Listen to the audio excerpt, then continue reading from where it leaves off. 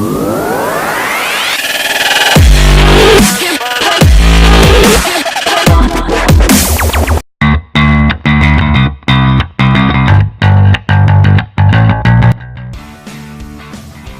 officially give up, the crossover utility vehicle wins. The final collapse of my resistance occurred somewhere near the village of Waikoloa on the island of Hawaii, where Hyundai had shipped me to drive its new Kona small utility. Kona is a city on the Big Island. Get it? At some point while winding through the lava fields in the diminutive Vuta, I concluded there was no way I'd choose a similarly sized, and priced, Elantra or Accent sedan over a Kona. The same holds true for a Honda Fit versus an HR-V or a Toyota Corolla versus a RAV4, though God help me if it comes to that. Yes, there are still viable car outliers like the Ford Focus ST and Civic Type R, but for the most part, in daily driving I prefer the taller seating position and hatchback convenience of a utility vehicle over an equivalent 3-box sedan. Given the boss hatred for crossovers, this may also be my last article for Auto Week. A quick look at the market domination of crossovers and SUVs over their hapless sedan counterparts shows most buyers apparently feel the same. With forecast growth of 16% over the next 5 years, automakers are now scrambling to fill the entry-level niche, the so-called small utility segment, which, incongruously, is smaller than subcompact, made up of the aforementioned Honda HR-V plus the Ford EcoSport, Jeep Renegade, Mazda CX-3, Subaru Crosstrek, Nissan Kicks, Chevy Trax and, now, the new Hyundai Kona. Small is an accurate descriptor here. The Kona is a full foot shorter overall than Hyundai's subcompact Tucson and shorter in length and height than any of its competitors save for the Mazda CX-3, which is 4 inches longer but 0.3 inches lower. In a clever styling twist, though, the Kona doesn't seem nearly as diminutive as the Chevy Trax or CX-3 either in pictures or in person. Unless the competition was parked side by side, you'd swear the Kona was a class bigger, a function of the cladding, overhangs and curves that create a sense of mass where there really isn't any. The sensation of space extends inside, where Kona designers carved every possible square inch of space from the platform. Legroom, headroom and shoulder space front and rear are roughly equal to or better than all its competitors despite the Kona's smaller overall size.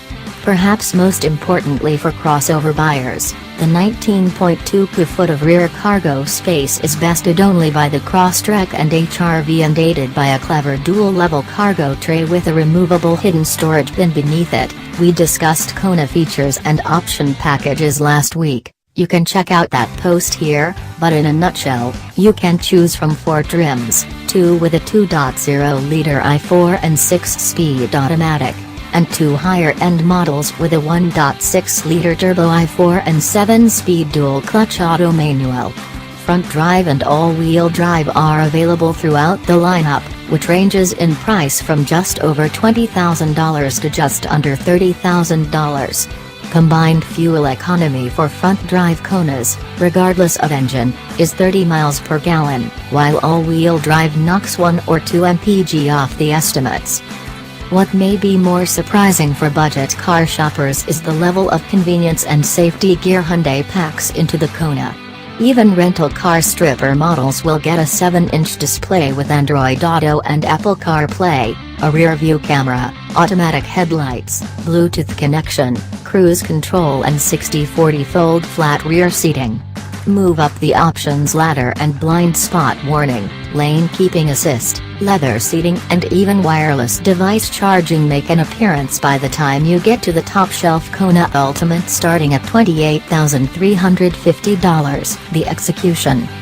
Take the space efficiency of a Honda HR-V and the lightweight fling-ability of a Mazda and you've got a good idea what the Hyundai Kona is like to live with. I had an opportunity to spend extended time in both a volume-liter Kona cell with front-wheel drive / 2.0-liter 4 and a loaded Ultimate with AWD and the turbo / 7 DCT combination. There's no doubt the 1.6T engine delivers a more robust kick and would be my choice, but the average small utility buyer isn't going to miss it if they opt for the cheaper SE or cell. The non-turbo mill just needs more revs to deliver its torque. Underway, the Kona's short wheelbase is apparent. Coupled with a relatively taut suspension, the ride is firm. It's not really a criticism, though. Yes, there's a fair bit of road and tire noise, but the chassis stiffness helps the Kona feel more playful. I got a chance to hammer it a bit around some hard corners and steep down-up-down transitions along Hawaii's smooth 2 lanes, and the little Hyundai never got out of line or tippy. The Ultimate, with its turbo engine, is downright fun in the same way a Mazda CX-5 can be a joy to throw around, slow car fast style. One thing for spec nerds to consider, front-drive Konas come with a twist-beam rear suspension setup, versus the more elaborate multi-link rear on AWD models. I honestly tried to find fault with the simpler axle, beating pretty hard on the Kona in the process, and couldn't detect any noticeable difference. Besides, if you're buying a Kona with an eye toward occasional track days, you're doing it wrong. At least for now. Hyundai's fledgling N division, one more than M, may have something in the works, though brand representatives would neither confirm nor deny such a project. More than just a competent driver, the Kona is also a pleasant place in which to spend time. Hyundai's infotainment interface is easy to use and quickly connected with my phone. The dash layout is logical and stylized enough to provide some visual interest, though the materials are mostly the hard plastics one would expect at this price point. The standard houndstooth fabric seat inserts on the cell look great, and they're heated, too. No need to option up to leather in cold weather environs.